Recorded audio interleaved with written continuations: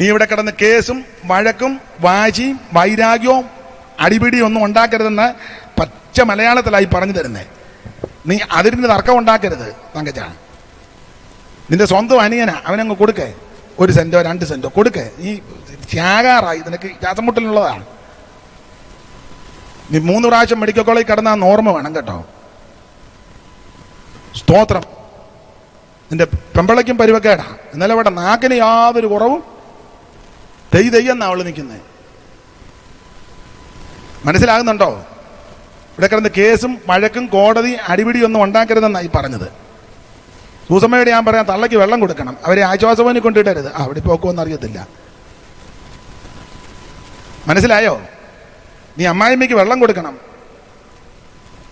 നീ തള്ളയെ തല്ലി വെളിയിലിറക്കി. തള്ളയാന്നൊരു കൂടിന്റെ കുടുംബിക്കും പിടിച്ചോണ്ട് നടക്കുക പാമ്പാടി കൂടെ.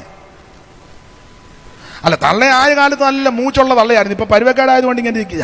ഇവരിതിലെ പൊരിഞ്ഞ തള്ളയായിരുന്നു. മനസ്സിലാകുന്നുണ്ടോ? ഇവിടെ കിടന്ന് പ്രശ്നമുണ്ടാക്കരുത്. ഉള്ള സമയം നീ ദൈവത്തെ വിളിച്ചോണം, ആത്മാവിൽ ബലപ്പെട്ടോണം. കേസും കോടതിയും വഴക്കും പുക്കാറുമായിട്ട് നടക്കരുതെന്നായി നാടൻ ഭാഷയെ പറഞ്ഞു തരുന്നത്. ഒടുവിൽ കർത്താവിലും അമിതബലത്തിന് ശക്തിപ്പെട്ടോണം.